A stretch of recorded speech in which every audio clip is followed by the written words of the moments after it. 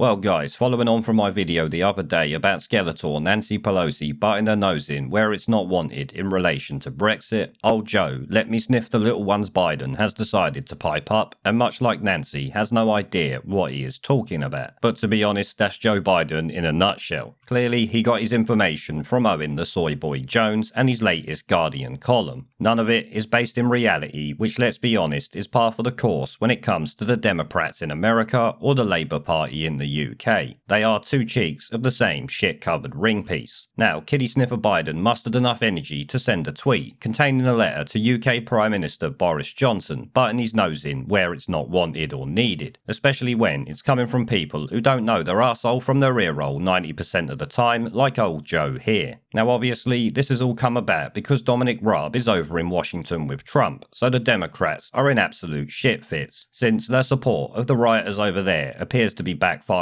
hard, while Trump makes himself look good getting on with business that will benefit the United States and the UK. The fact Nancy Pelosi and Joe Biden are screaming against this bill, claiming they are trying to protect Northern Ireland and the Irish border, just shows how deluded they are. The bill itself protects Northern Ireland from being cut off from the UK. Do they really think the EU cutting off Northern Ireland will keep the peace process going? Because I would like to bet it really wouldn't. There would be massive outrage across the UK over that, let alone just in Ireland. So in my opinion, Boris Johnson is right to step in and protect the Union given the EU's threats in recent weeks and the fact these laws are needed in the event of a WTO Brexit to take over from what the EU controls currently. Following Biden's tweet, former Labour MP and Brexiteer Kate Hoey even came out trashing Biden for the Democrats' support of the IRA back in the day. You actually have to love Kate Hoey. She is not afraid to drop truth bombs on these low-life tosspots. She tweeted, "Perhaps that Joe Biden would like to condemn the many fundraising events Democrat politicians attended where the money was raised to help buy Semtex and guns for the IRA to kill innocent UK citizens." She also added the President of the United States and the USA's ambassador to the UK. Now, despite me never voting for her, it's still a shame she is no longer the MP for my neck of the woods. We got some useless wet white Corbynista prat instead now, because as you see there, she is not afraid to tell it like it is. But anyway, Sky News picked up on Joe the Kitty Sniffer Biden, so let's take a quick look at that and obviously his tweet. It headlines, "Joe Biden, we can't allow the Good Friday Agreement to become a casualty of Brexit." Yes, that's why Boris Johnson has stepped up to do this. Maybe you should do some research before you pipe up, you old tosspot. House Speaker Nancy Syphilis-Ridden Draws Pelosi voiced a similar warning as Foreign Secretary Dominic Raab visited the Capitol, which is also something I covered the other day. US presidential candidate Joe Biden has weighed into the controversy over the UK's new Brexit bill, warning of its implications for a future UK-US trade deal. That many over in America have already said they wouldn't be able to stop anyway. This is just political posturing by a bunch of tosspots. The Democrat challenger added to concerns among senior US politicians that changes associated with the internal market bill will undermine the Good Friday Agreement, when, as we already know, the EU are trying to undermine that at the moment and the Union of the United Kingdom as a whole. Mr. Biden tweeted, "We can't allow the Good Friday Agreement that brought peace to Northern Ireland to become a casualty of Brexit. Any trade deal between the US and UK must be contingent upon respecting the agreement and preventing the return of a hard border, period." Which is obviously what Boris Johnson is trying to do. He is trying to stop a hard border being put between the UK and Northern Ireland, which let me tell you is also going to be a big part of the peace process. Do you think the people in Northern Ireland are going to be happy about being cut off from the UK by the EU? I am sure they will support Boris Johnson 100% in getting this bill through, as I do. Now, it also includes a letter from Congress, which I'm not going to read through because it is long. I will link this tweet down in the description so you can check out the letter itself. The Sky News article continues though. The intervention came after an awkward day of diplomacy in Washington for the UK's Foreign Secretary Dominic Raab. Well, to be honest, the pictures and all that I have seen, it didn't really look like an awkward day of diplomacy to me. I wonder where Sky News is getting their information from. No doubt Nancy Pelosi and the rest of the snivelling shitweasels in the Democratic Party. The UK-US trade deal was prominent in his diary of engagements in the US Capitol, but so was Brexit, international agreements and law breaking. His day started positively enough. I'm sure it was pretty positive the entire way through. At the end of the day, they ain't breaking shit. The EU deserve for us to tear up the withdrawal agreement, and they're lucky that Boris Johnson's not strong enough to do that now. We trust the UK.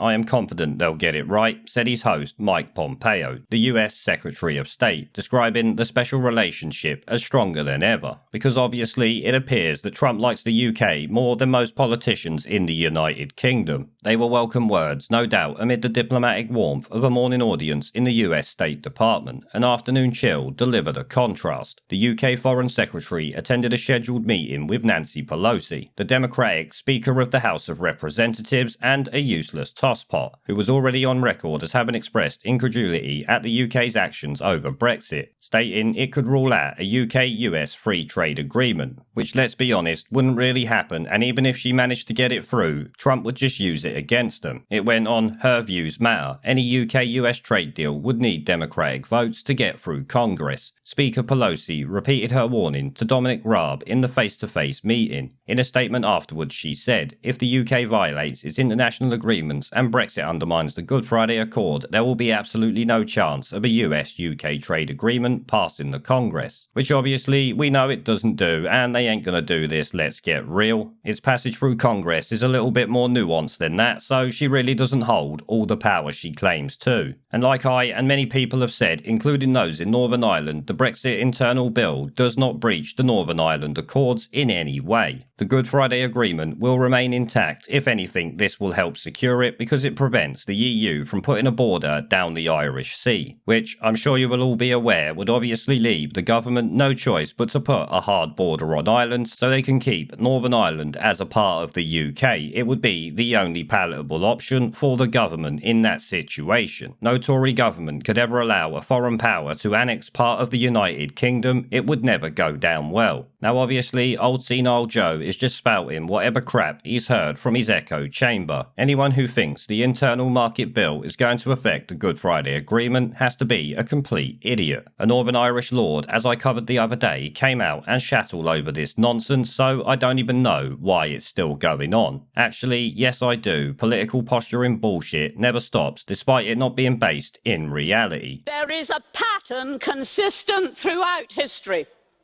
of oppressed people turning on the oppressors, slaves against their owners, the peasantry against the feudal barons, colonies, Mr. Verhofstadt, against their empires, and that is why Britain is leaving. And it doesn't matter which language you use, we are going, and we are glad to be going. We're off.